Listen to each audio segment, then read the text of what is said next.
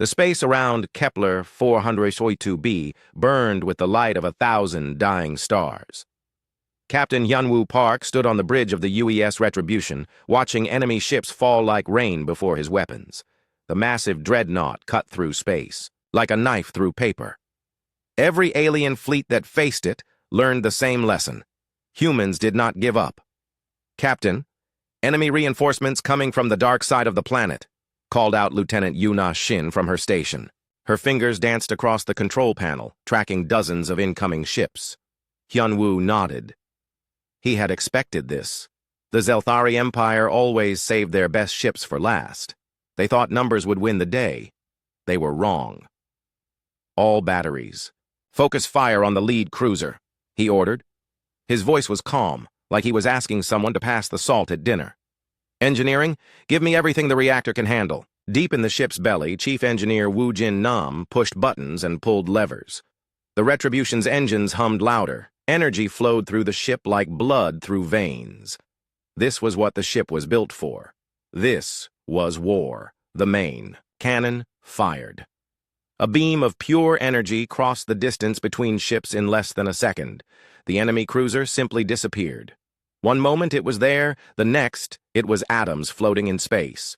"Direct hit, Captain," reported Tactical Officer Seok Jin-oh. "Enemy formation is breaking apart."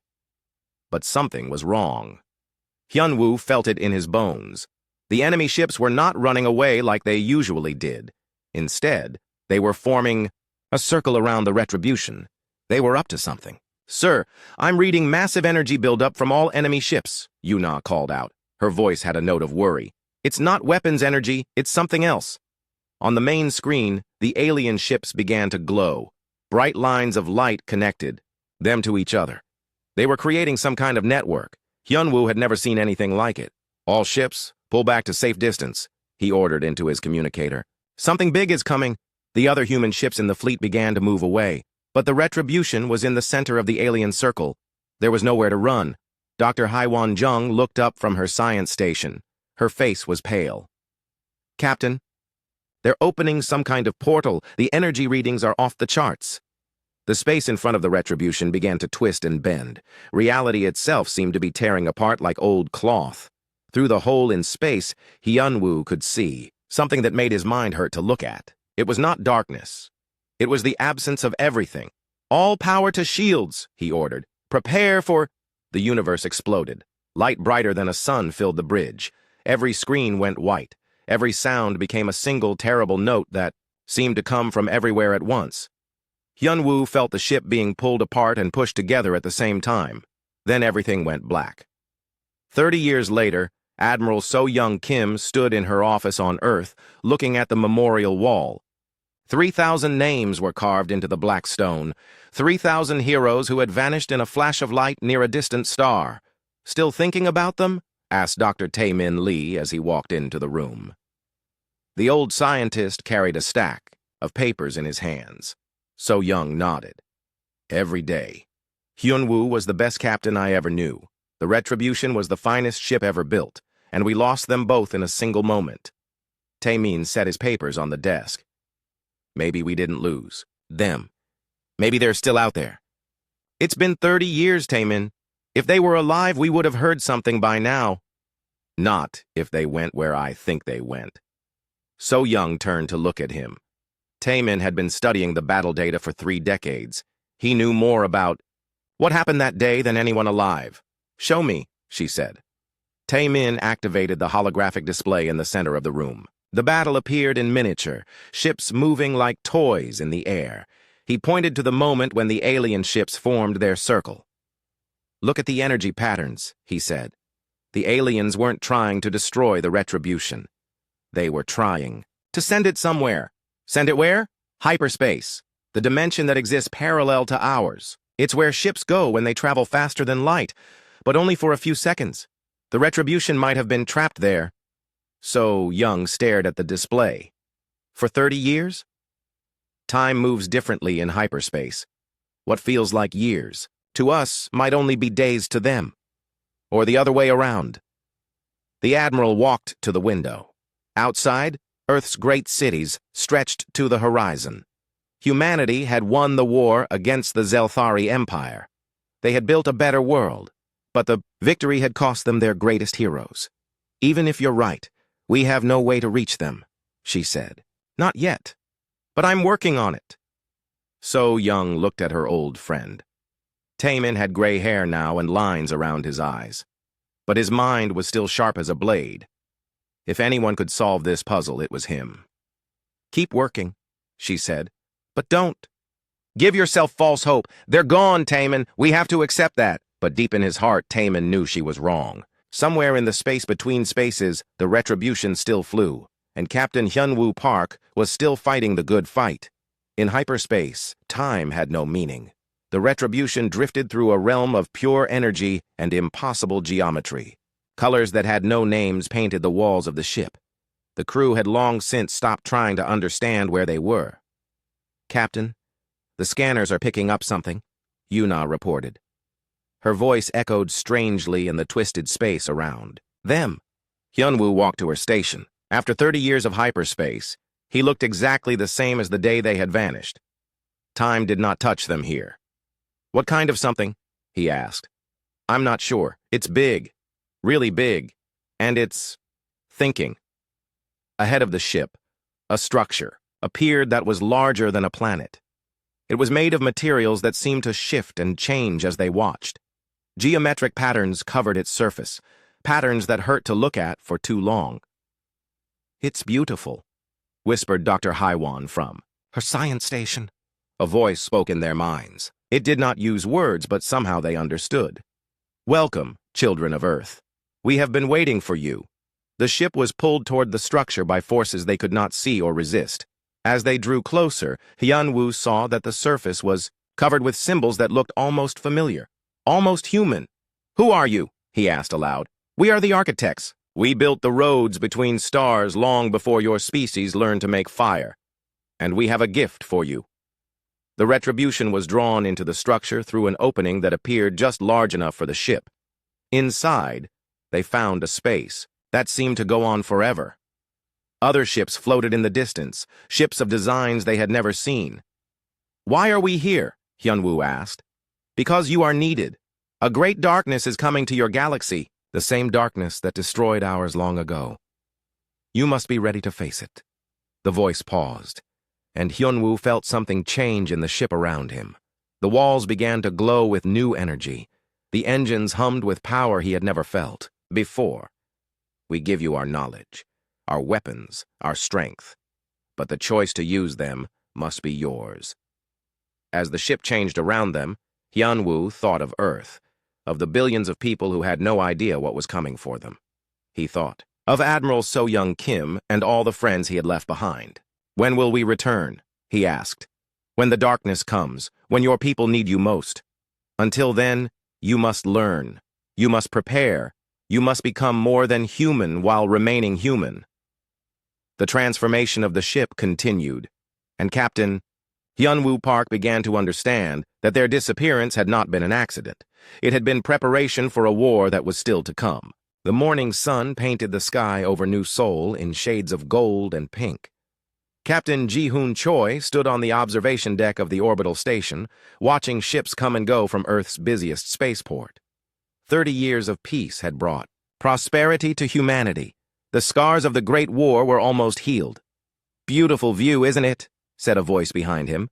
Ji-hoon turned to see Ambassador Yoon Ji-han walking toward him. She wore the blue uniform of the diplomatic corps, and her face showed the calm smile that had helped her negotiate treaties across the galaxy. "It is," Ji-hoon agreed. "Sometimes I forget how far we've come since the war." Yoon-ji joined him at the window.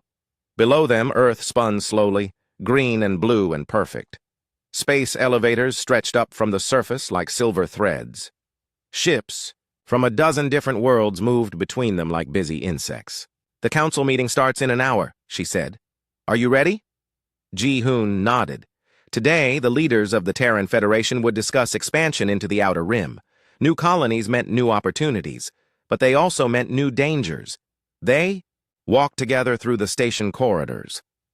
The walls were lined with screens showing news from across human space, trade agreements with the Altarian Republic, scientific discoveries on the research stations near Jupiter, the opening of a new university on Mars. In the conference room, Admiral So-Young Kim was already waiting. The old admiral looked tired.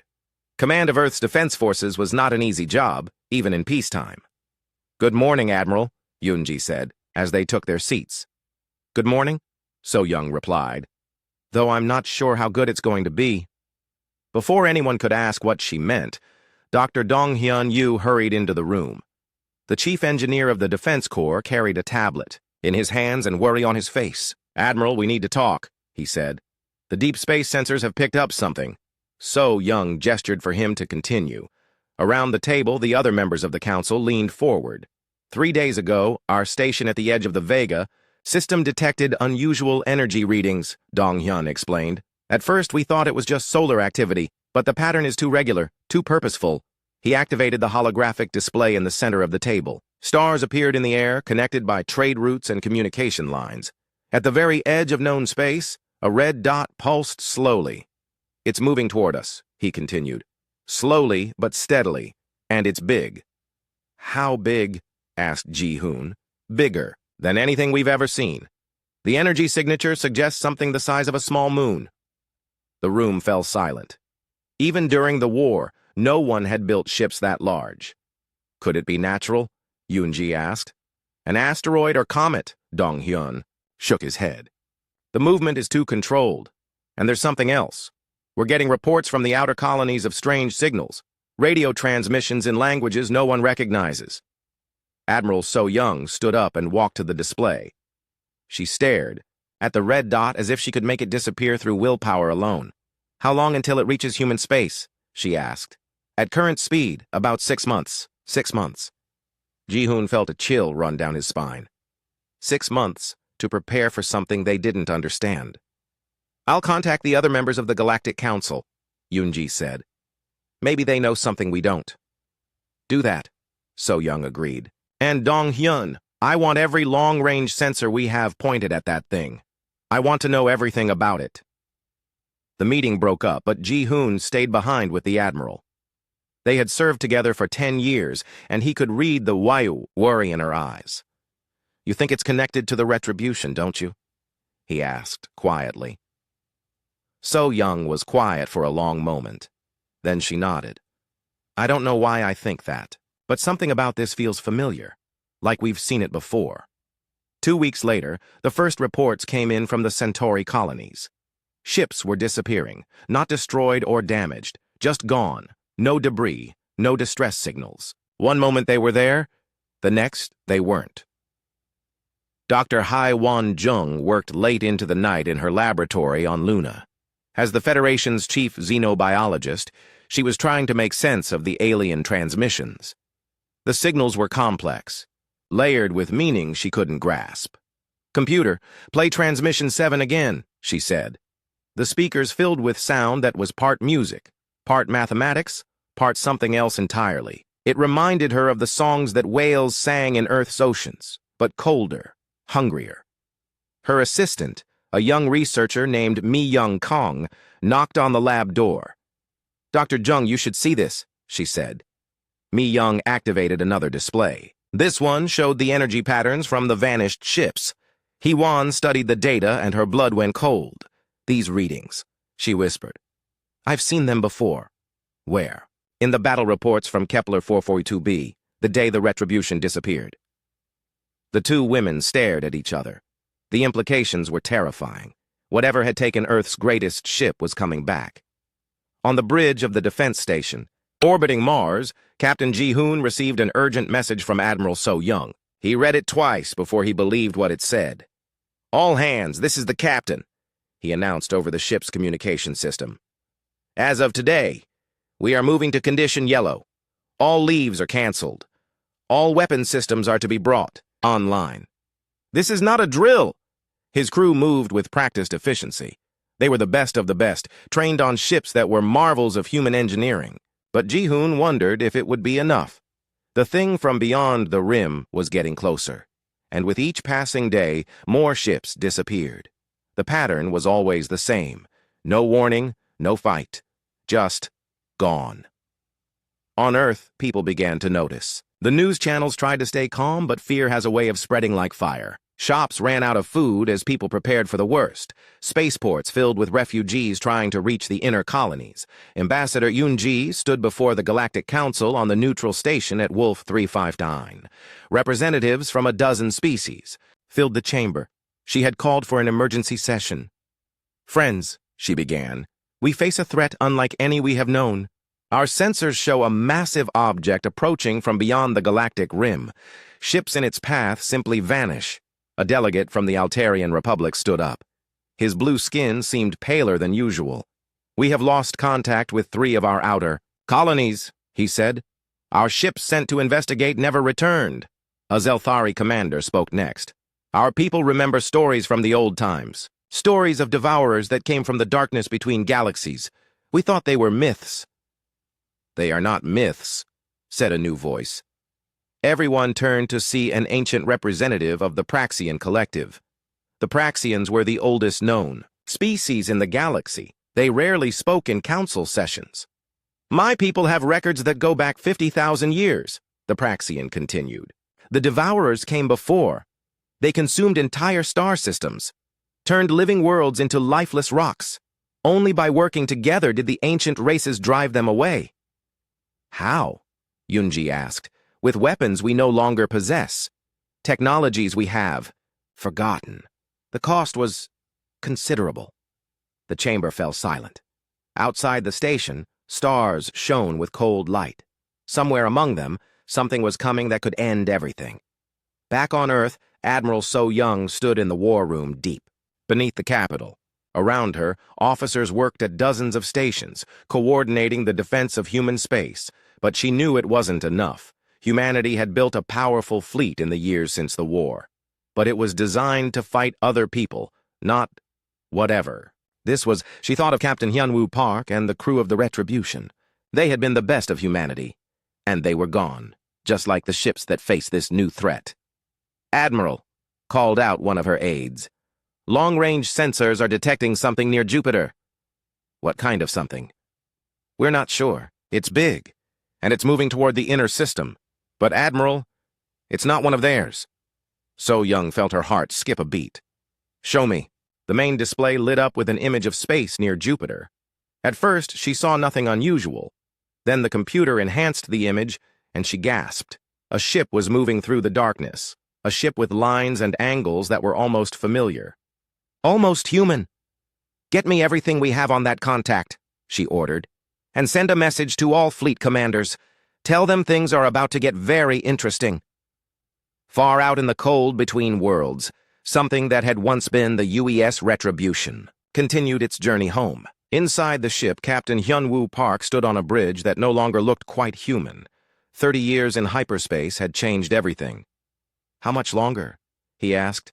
"We will arrive when we are needed most," answered a voice that spoke inside his mind. "The darkness comes. Are you ready?" Hyunwoo looked around at his crew. They had all changed, become something more than human while remaining human at their core. They carried weapons that could reshape reality itself, knowledge that could save or destroy worlds. "We're ready," he said. The ship that had once vanished, without a trace, began its final approach to Earth. Behind it, in the space between spaces, something vast and hungry stirred. The real war was about to begin. The first time Captain Ji-hoon Choi saw a Devourer ship, he thought his eyes were playing tricks on him. The thing didn't look like it belonged in the same universe as everything else. Where human ships had smooth lines and gleaming metal, this was all sharp angles and surfaces that seemed to bend light around them. "Target approaching the Centauri Gate," reported Lieutenant Nam-ho Jang from his position at the sensor station. "Distance, 50,000 kilometers." "I see it," Ji-hoon replied, though he wasn't sure that was the right word. The ship on the main screen looked like someone had taken a piece of space itself and folded it into the shape of a weapon. The human defense fleet spread out in formation around the massive gate station, 12 ships, including Ji-hoon's flagship Aurora. It was humanity's newest and most powerful vessel, armed with weapons that could crack planets. He hoped it would be enough. "All ships, this is Captain Choi," he announced over the fleet communication channel. "Remember, Our job is to stop them here. Earth is counting on us. The Devourer ship continued its approach. It was huge, easily twice the size of the Aurora. As it got closer, Ji-hoon could see that its hull wasn't made of any material. He recognized. It seemed to shift and flow like liquid metal, but held its shape like solid rock. "Captain, they're not responding to our hail," reported Communications Officer Yuna Shin. "No response on any frequency." "Then we do this the hard way. All ships, weapons free, fire when ready." The human fleet opened fire as one. Plasma cannons sent streams of superheated energy across space. Missile launchers emptied their tubes in rapid succession. The darkness between ships lit up like a deadly fireworks show. The weapons struck the Devourer ship and simply disappeared. Not exploded, not deflected. They hit the hull and vanished as if they had never existed. "Direct hits across the target," called out Tactical Officer Seok Jin-oh. "No damage detected." Ji-hoon felt his stomach drop. Their most powerful weapons had done nothing. Not even scratched the surface. "Keep firing," he ordered. "Try different frequencies, different power levels." For 10 minutes, the human fleet poured everything they had into the enemy ship. Plasma, missiles, kinetic rounds, even experimental energy weapons. Nothing worked. The Devourer ship absorbed it all without seeming to notice. Then it fired back. Beam of something that wasn't quite light and wasn't quite energy reached out from the alien vessel. It touched the cruiser defender and the ship simply stopped existing. One moment it was there, firing its weapons and maneuvering with the rest of the fleet. The next moment there was empty space. "Defender, report," Ji-hoon called into his communicator. "Defender, do you copy?" Silence. "Sir, I'm not detecting any debris," Namho reported. His voice was shaking. "The ship is just gone." Another beam reached out. This time it struck the destroyer Swift. The result was the same. The ship vanished completely, as if it had never been built. "All ships, evasive maneuvers," Ji-hoon ordered. "Do not let that thing get a lock on you." The remaining ships of the fleet scattered like leaves in a hurricane. They twisted and turned through space, trying to avoid the deadly beams. But the Devourer ship tracked them with impossible accuracy. 3 more ships vanished in as many minutes. On Earth, Admiral So Young, Kim watched the battle through the long-range sensors. Each disappearing ship felt like a knife in her heart. These were good people, brave people, and they were dying for nothing. "Admiral, we're receiving a transmission from Captain Choi," reported her communications officer. "Put him through." Ji-hoon's face appeared on the screen. Behind him, the bridge of the Aurora shook as the ship maneuvered desperately. "Admiral, our weapons are useless," he reported. "We can't even scratch them. Recommend immediate retreat to the Mars defense line." So Young wanted to tell him to stand and fight, to hold the line no matter what. But she had seen the sensor readings. The human fleet was being slaughtered. "Approved," she said. "All ships, fall back to Mars. We'll make our stand there." The surviving ships of the fleet turned and ran. Behind them, the Devourer ship made no move to follow. Instead, it turned toward the Centauri Gate Station. The station was home to 30,000 people. Scientists, engineers, families who had made their lives in the space between stars. They had nowhere to run. The Devourer ship extended mechanical, arms that unfolded like the legs of a giant spider. They reached out and touched the station's hull. Where they made contact, the metal began to change. It flowed and reshaped itself, becoming part of the alien vessel. In minutes, the station was gone. Consumed. 30,000 people reduced to raw material for the enemy war machine. Dr. Haiwan Young watched the recordings in her laboratory and felt sick. She had studied alien biology for 20 years, but this was something beyond her understanding. "Computer, analyze the consumption process," she said. "Analysis complete. The station's matter was broken down at the molecular level and reorganized, according to unknown principles. No organic material survived the process." Haiwan closed her eyes. 30,000 people, gone in minutes. Her assistant, Mi-young Kang, brought her a cup of tea. "Doctor, you need to see this." She activated a new display. This one showed energy readings from the battle, processed through advanced analysis programs. "Look at the pattern of the enemy weapon," Mi-young said. "It's not destroying our ships. It's translating them." "Translating them where?" into the ship itself. "Doctor, I think our people are still alive. Just changed." The implications hit Haiwan like a physical blow. The crews of the vanished ships weren't dead. They had been converted into something else, made part of the enemy war machine. On the bridge of the Aurora, Captain Ji-hoon stared at the tactical display. The Devourer ship was moving deeper into human space. Behind it, more contacts were appearing, dozens of them. The main fleet was coming. "Sir, we're receiving reports from the outer colonies," Yuna reported. "Meridian Station has gone dark. So has the research base at Kepler 186F. Ji-hoon nodded grimly. The pattern was always the same. The Devourers arrived, consumed everything they could reach, and moved on. They weren't interested in conquest or territory. They were interested in raw material. "How long until they reach Mars?" he asked. "At current speed, 18 hours.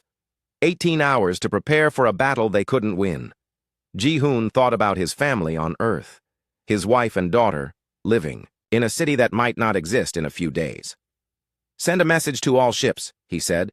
"Tell them we're going to make these things work for every meter of space they take." At the Mars defense line, Admiral So Young stood in the command center of Olympus Station. Around her, officers worked frantically to coordinate the defense of the inner system. Every ship humanity could muster was gathering around the red planet. "Status report," she called out. 47 ships in position," reported her aide. "Another 12 en route from the Jupiter yards. Ground-based defense platforms are online and ready." So Young looked at the tactical display. It showed the human fleet spread out in defensive formation. They looked impressive, like a wall of steel and fire that nothing could break through. She knew better. "Any word from the research team?" she asked. "Dr. Jung's team is still analyzing the enemy technology. No breakthroughs yet." So Young nodded. She hadn't really expected miracles, but she had to try everything. A new contact appeared on the display. Then another. Then a dozen more. "Contact!" called out the sensor operator. "Multiple ships entering the system. Configuration unknown." The main Devourer fleet had arrived. So Young counted them as they appeared. 20 ships, 30, 50, each, one the size of a small city, their hulls flowing and shifting like living things. "All ships, prepare for battle," she announced. "Remember, we're not just fighting for Mars. We're fighting for Earth, for humanity itself." The alien fleet approached in perfect formation. No wasted movement, no unnecessary communication. They moved like parts of a single organism, coordinated by an intelligence beyond human understanding. The human fleet opened fire at maximum range. Thousands of weapons lit up the space between the two fleets. Plasma and missiles and kinetic rounds crossed the darkness like a storm of light and fury. The Devourer ships absorbed it all without slowing down. Then they returned fire. The first volley destroyed 6 human ships. The second took out 8 more. In minutes, a quarter of humanity's fleet was gone. But this time, the humans were ready. They had spread out, used the orbital defenses as cover, coordinated their movements. Instead of standing still and dying, they fought back with everything they had. Captain Ji-hoon led his squadron in a desperate attack run. The Aurora and 5 other ships dove toward the enemy formation, hoping to get close enough to matter. "All weapons, concentrate fire on the lead ship," he ordered. The squadrons' combined firepower struck a single Devourer vessel. For a moment, Ji-hoon thought he saw its hull flicker and waver, but then the damage healed itself, flowing back into perfect condition. "It's regenerating," Seok-jin reported. "Faster than we can damage it." A beam reached out from the enemy ship. The destroyer. Brave disappeared in a flash of impossible light. Then the cruiser Defiant followed. "Break off," Ji-hoon ordered. "All ships, fall back." But there was nowhere to run. The Devourer fleet had spread out to cover all possible escape routes. They were being herded like animals toward slaughter. On Olympus Station, Admiral So Young watched her. Dr. Taemin Lee had not slept in 3 days. His eyes were red from staring at computer screens, and his hands shook from too much coffee. But he was close to something. After 30 years of questions, he finally had answers. "Computer, run the simulation again," he said to the artificial intelligence that helped him with his research. The holographic display in his laboratory showed the battle at Kepler 442b. He had watched it thousands of times, but now He was seeing new details. The way space bent around the alien portal, the energy patterns that had swallowed the retribution. Analysis complete, the computer announced. The energy signature matches theoretical models for dimensional translation. Taemin smiled for the first time in days. They didn't destroy the ship. They sent it somewhere else. He activated his communicator and called Admiral So-Young Kim. Her face appeared on the screen, showing the strain of commanding a losing battle. "Admiral, I've found something," he said. "The retribution isn't destroyed. It's in hyperspace." "Taemin, I don't have time for theories. We're losing the war. This isn't a theory. Look at the data." He transmitted his findings to her command center. For a moment, her expression didn't change. Then her eyes widened. "My God," she whispered. "You really think they're alive?" "I know they are. And Admiral, I think I can contact them." On the other side of Earth, Mi Young Kang worked frantically in Dr. Haiwan Zheng's laboratory. The older scientist had sent her on a special mission. Find anyone who had served on the Retribution and survived the war. She found what she was looking for in a small apartment in the old part of Seoul. The woman who answered the door was in her 70s, with gray hair and tired eyes. But when Mi Young mentioned the Retribution, those eyes came alive. "I'm Commander Soo-Jin Park," the woman said. "I served on the Retribution for 5 years before I was transferred to the Valiant. Commander, we need your help. We think the Retribution is still out there." Soo-Jin stared at her for a long moment. Then she grabbed her coat. "Take me to your laboratory," she said. An hour later, Soo-Jin stood in the research facility, looking at the data Mi Young and Hee-Wan had collected. Her face was pale, but her voice was steady. "These energy readings," she said. "I recognize them. They're from the reality engine." "What's the reality engine?" Hye-Wan asked. "Classified technology. We were never supposed to talk about it even to other crew members. But the Retribution had a prototype device that could manipulate space-time itself." Hye-Wan felt her heart race. "Could it create dimensional portals?" "That was the theory, but we never tested it. Captain Park said it was too dangerous." Mi Young looked up from her computer terminal. "Commander, if the ship is in hyperspace, would the crew still be alive?" "Time moves differently there. They could have experienced days while we lived through decades. Or the other way around. Across the solar system, strange things were happening. Sensors detected energy pulses that appeared and vanished in microseconds. Radio telescopes picked up signals that seemed to come from everywhere and nowhere at once.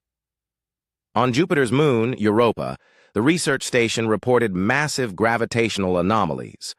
On Mars, the Defense Fleet's instruments detected ripples in space-time itself.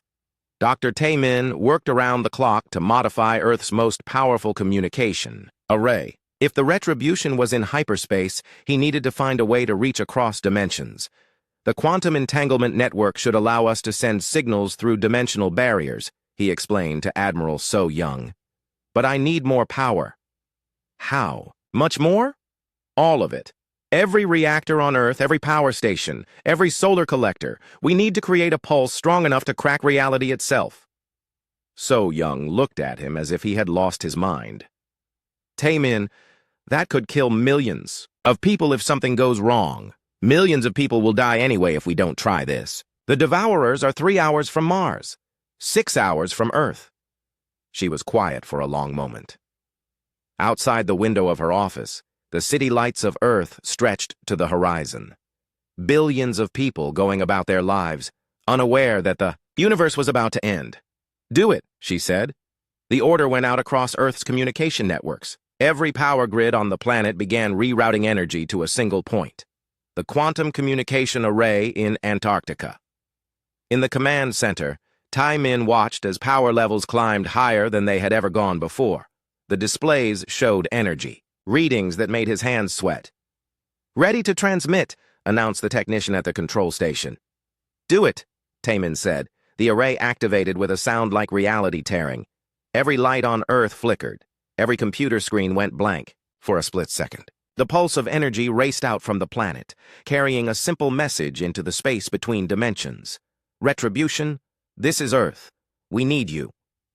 In hyperspace, Captain Hyun-Woo Park stood on a bridge that no longer looked entirely human. 30 years in the realm of the architects had changed everything about his ship. The walls pulsed with living energy. The controls responded to thought as much as touch. "Captain, we're receiving a transmission," reported Yuna Shin. But her voice sounded different now, layered with harmonics that human vocal cords couldn't produce. From where? From home.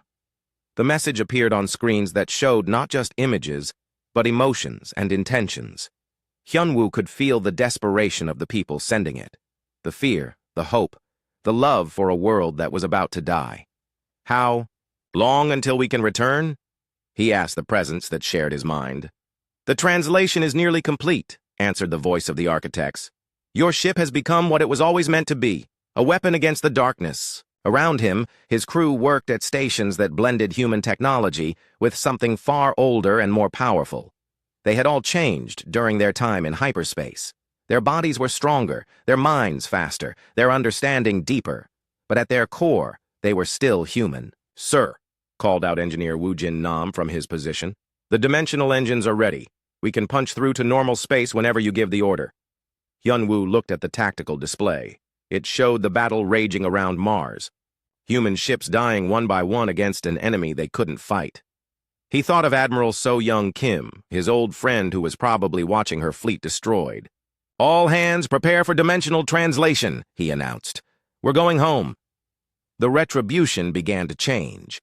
Its hull, already transformed by architect technology, started to glow with an inner light. Energy patterns that had no name in human language raced across its surface. On Earth, Dr. Taemin watched his instruments go wild. Energy readings were off the charts. Space-time itself was bending near Jupiter. "Something's coming through," he reported to Admiral So-Young. "It's big." "One of theirs?" "I don't think so. The energy signature is different." On the bridge of the Aurora, Captain Ji-hoon watched his fleet die around him. Only 15 ships remained of the 47 that had started the battle. The Devourer fleet was closing in for the final kill. "Sir, massive energy spike near Jupiter," reported Nam Ho-jong. "Something's happening." Ji-hoon looked at the long-range sensors. A tear in space was opening near the gas giant. Through it, something was emerging that made his breath catch in his throat. It was a ship. But not like any ship he had ever seen. It was huge, easily the size of the largest Devourer vessel. But where the enemy ships were all sharp angles and flowing metal, this one had curves and lines that seemed almost organic. Its hull glowed with patterns of light that pulsed like a heartbeat. "What is that thing?" asked Seok-jin-oh. Before Ji-hoon could answer, his communication system activated. A voice spoke, calm and confident and wonderfully human. "This is Captain Hyunwoo Park of the UES Retribution. Sorry we're late." Every human in the solar system who heard those words felt the same emotion: hope. The Retribution moved through space like a living thing. It didn't accelerate gradually like normal ships. One moment it was near Jupiter. The next, it was diving into the heart of the battle around Mars. The Devourer fleet turned to face this new threat. They fired their reality-bending weapons, beams, of force that had destroyed everything they touched. The beams struck the Retribution and simply stopped. They hit the ship's hull and were absorbed, converted into energy that made the ship glow brighter. Then the Retribution fired back. The weapons that emerged from its hull were like nothing anyone had ever seen. Streams of pure creation that reshaped matter at the quantum level. Beams of possibility that turned enemy ships inside out. The first Devourer vessel simply ceased to exist. Not destroyed, not dissolved. It was there one moment and gone the next, as if it had never been built. "Impossible," whispered Admiral So-Young as she watched the battle. "What kind of weapons are those?" On the Retribution's bridge, Captain Hyunwoo smiled grimly. "Architect technology. The same power that created the universe, turned against those who would destroy it." The battle around Mars suddenly became very different. Instead of human ships dying helplessly, it was the Devourers who found themselves outmatched. The Retribution moved through their formation like a shark among minnows, destroying everything it touched. But Hyunwoo knew this was just the beginning. The main Devourer fleet was still out there, still coming. And behind them, Something even worse was stirring in the darkness between galaxies. All human ships form up on the Retribution. The space around Mars became a graveyard of impossible things. Devourer ships that had seemed unstoppable moments before now drifted as twisted metal and fading energy. The UES Retribution moved among them like an avenging angel, its weapons carving through reality itself. Captain Hyun-Woo Park stood on a bridge that was no longer entirely human. The walls pulsed with living light, and the controls responded to his thoughts as much as his hands. Around him, his crew worked with the fluid grace of people who had been changed by forces beyond normal understanding. "Status report," he called. "Out. 17 enemy vessels destroyed," reported Tactical Officer Seok-Jin-Oh. His voice carried harmonics that seemed to come from multiple dimensions at once. "No damage to our hull. The architect's shielding is holding perfectly." Through the main view screen, Hyun-Woo could see the surviving human fleet regrouping around his ship. Admiral So-Young Kim's voice came through the communication system, and he could hear the mixture of hope and disbelief in her words. "Retribution, this is Admiral Kim. Good to have you back, Captain." "Good to be back, Admiral. Though I have to say, you've let the neighborhood go to hell while we were away." Despite everything, he heard her laugh. It was a sound he had not heard in 30 years of subjective time. "Captain, we need to coordinate our attack," So-Young said. "Long-range sensors show the main enemy fleet is still approaching. What you destroyed here was just the advance force." Hyun-Woo nodded. He had known this moment would come. The architects had spent 30 years preparing him for it. "All human ships maintain defensive formation around Mars," he ordered. "The Retribution will move to intercept the main force." "Sir, requesting permission to accompany you," came the voice of Captain Ji-Hoon Choi from the Aurora. "Negative. Your ships aren't equipped for what's coming. We need you to protect the inner system." Before Ji-Hoon could protest, Engineer Woo Jin Nam spoke up from his station. "Captain, the enemy is adapting. I'm detecting changes in their shield frequencies." Hyun-Woo felt a chill that had nothing to do with the temperature on the bridge. The Devourers learned. That was what made them so dangerous. "Show me," he said. The tactical display filled with data streams that normal human minds couldn't process. But Hyun-Woo's consciousness had been expanded by his time in hyperspace. He could see the patterns, understand the implications. "They're using our own destroyed ships to upgrade their defenses," he realized. "Every vessel we destroy teaches them more about our weapons." On Earth, Dr. Hai Won-jung worked frantically in her laboratory. The discovery that Devourer ships contained human consciousness had opened up new possibilities. If she could find a way to reach those trapped minds. "Mi-young, run the analysis again," she called to her assistant. "The neural patterns are definitely human," Mi-young Kang confirmed, "but they're changed, integrated into the ship's systems at a fundamental level." Hye-won stared at the data. Somewhere inside those alien hulls, the crews of dozens of human ships were still alive, still thinking, still hoping for rescue. "What if we could reverse the process?" she asked aloud. "Reverse it how?" "The same technology that trapped them could potentially free them. But we'd need to understand how the conversion process works." Former Commander Soo-Jin Park looked up from the console where she had been working. "The reality engine on the Retribution could do it, but only if someone knew the right frequency patterns." Hye-won felt excitement building in her chest. "You know the patterns?" "I helped design the system 30 years ago. The question is whether Captain Park still has access to the original code matrices." In the space between Mars and Jupiter, the main Devourer fleet emerged from the darkness like a swarm of mechanical sharks. There were hundreds of them, each one larger than a city. At their center moved something that defied description. A world eater, a ship the size of a small moon that consumed entire planets to fuel its growth. The Retribution moved to intercept them alone. Its hull blazed with architect technology, weapon systems that could rewrite the laws of physics. But even transformed as it was still just one ship against an armada. "Captain, incoming transmission from the enemy fleet," Yuna Shin reported. "Put it through."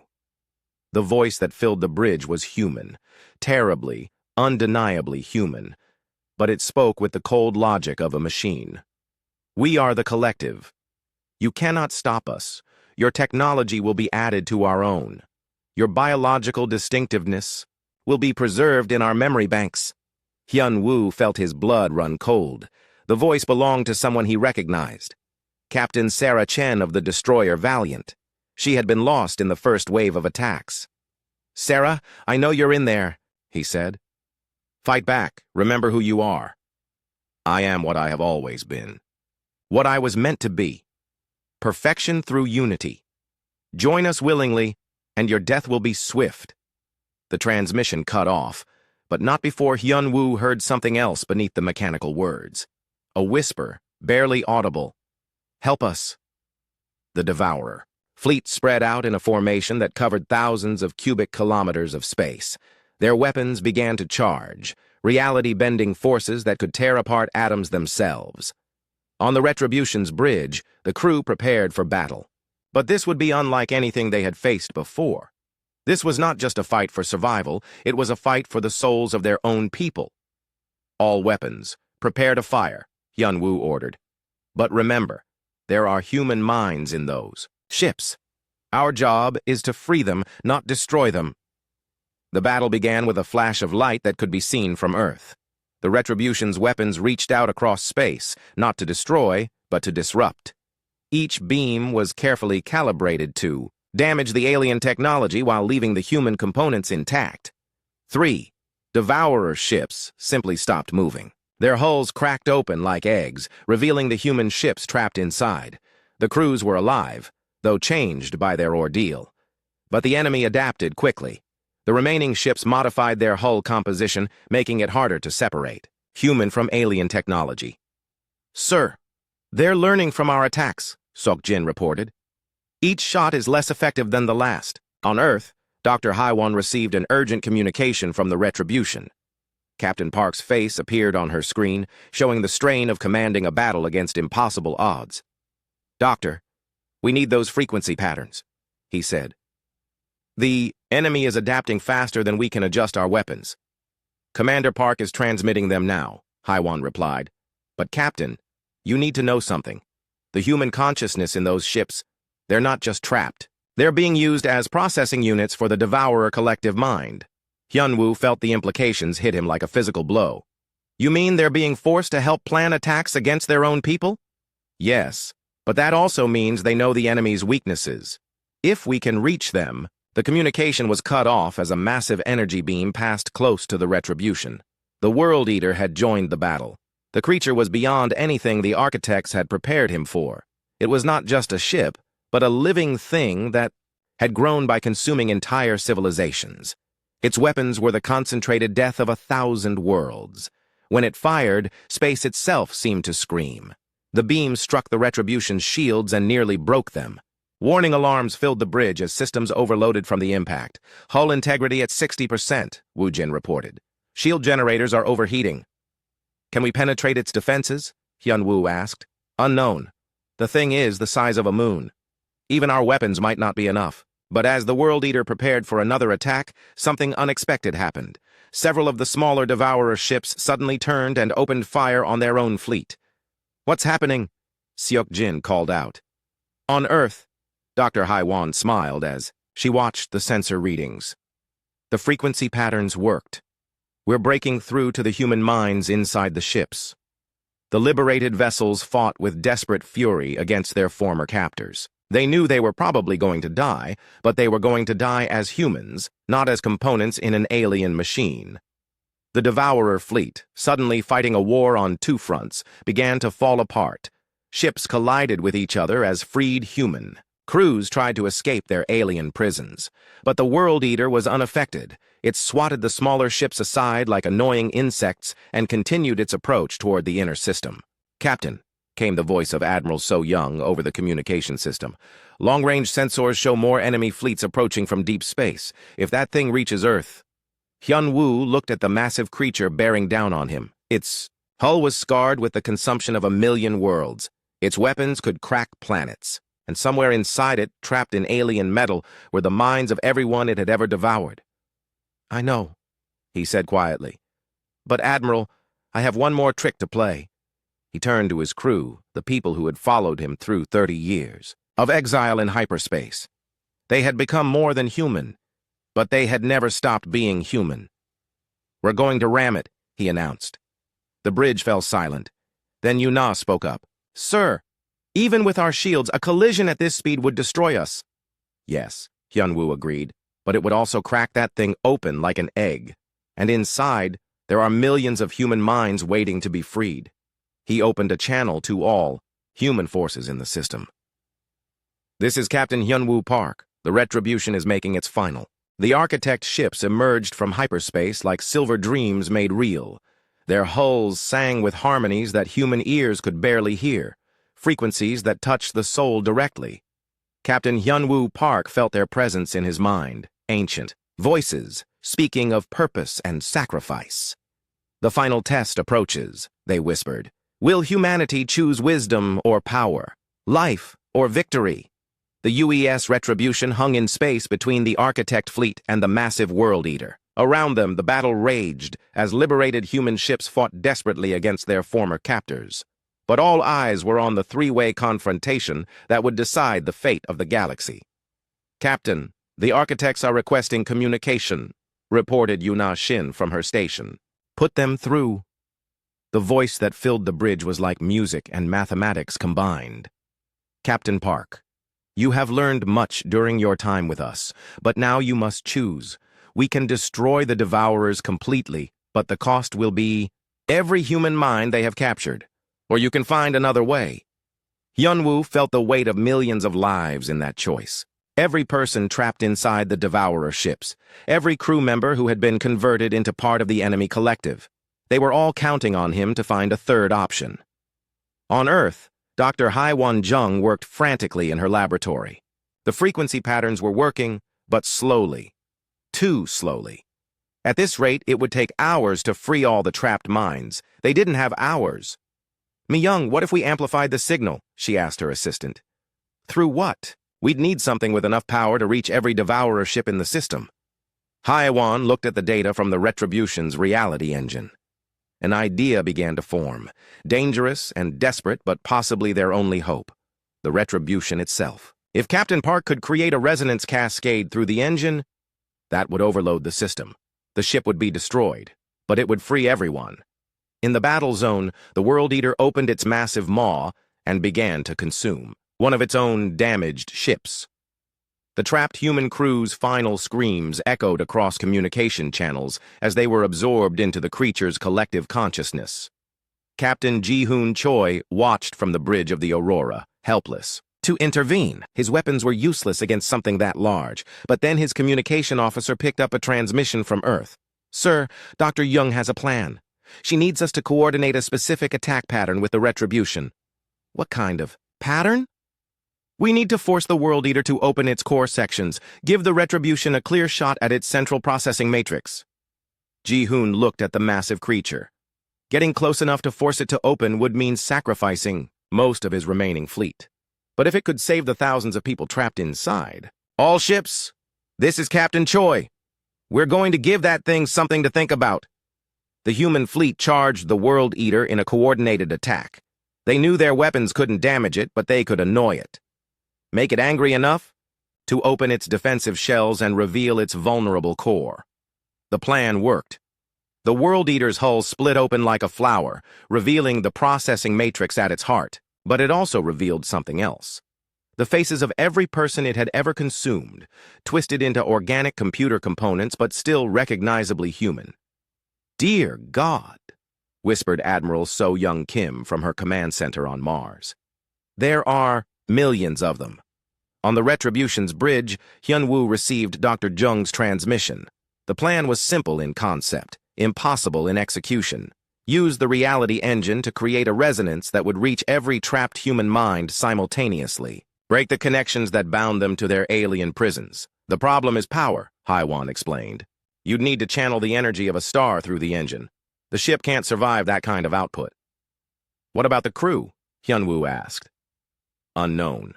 The architect modifications might protect you, or they might not." Hyunwoo looked around at his crew.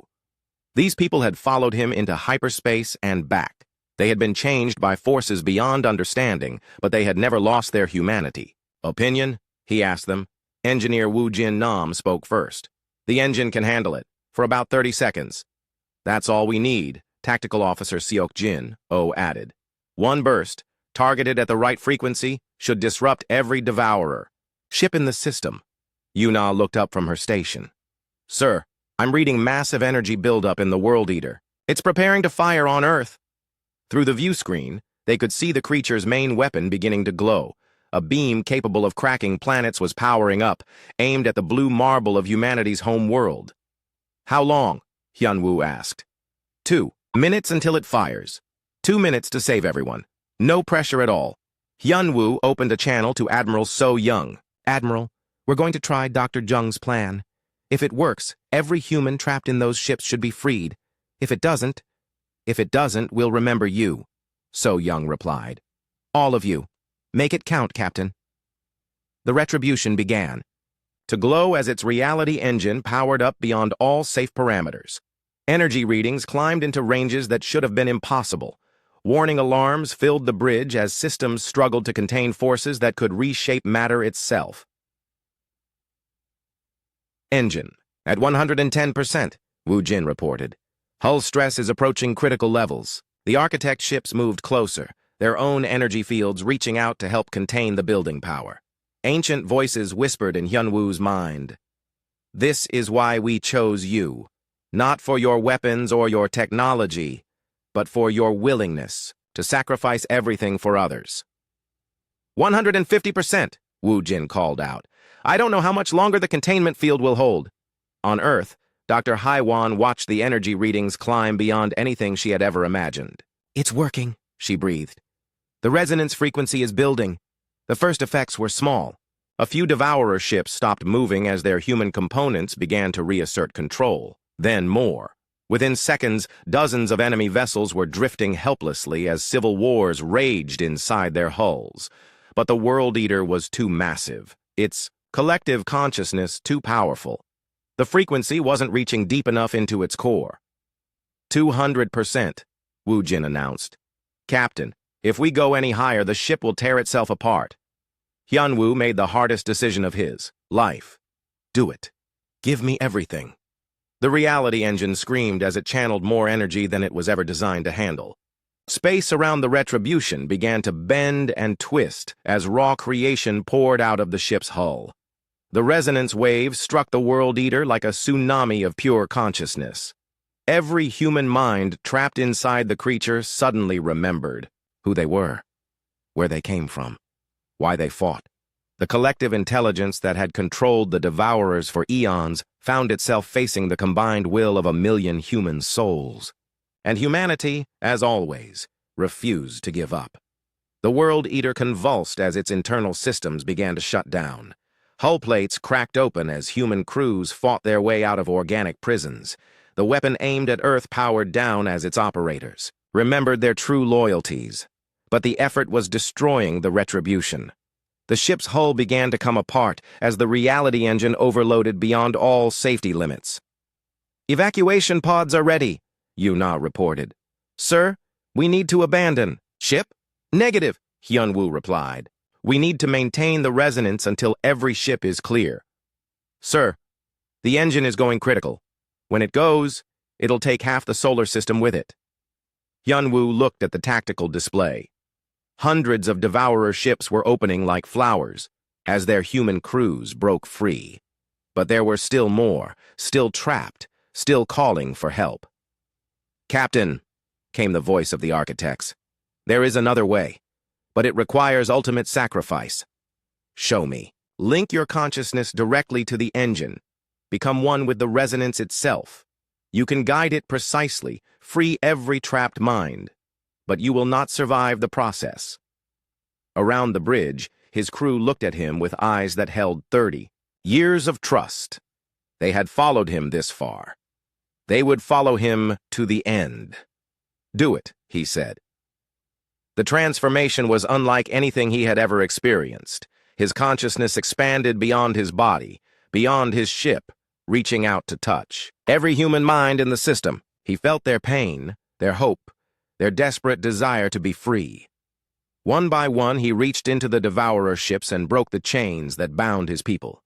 He felt each liberation like a note in a vast symphony, each freed soul a victory against the darkness. The World Eater thrashed as millions of minds rejected its control simultaneously. Its hull cracked like an eggshell as human ships burst free from their organic prisons. The creature that had devoured worlds was dying, killed by the very people it had tried to enslave. But the effort was killing Hyun-woo. He felt his consciousness beginning to fragment as the reality engine reached its absolute limit. "Captain," Yuna's voice seemed to come from very far away. "The last ship is clear. You can stop now." "Not yet," he whispered. "One more thing."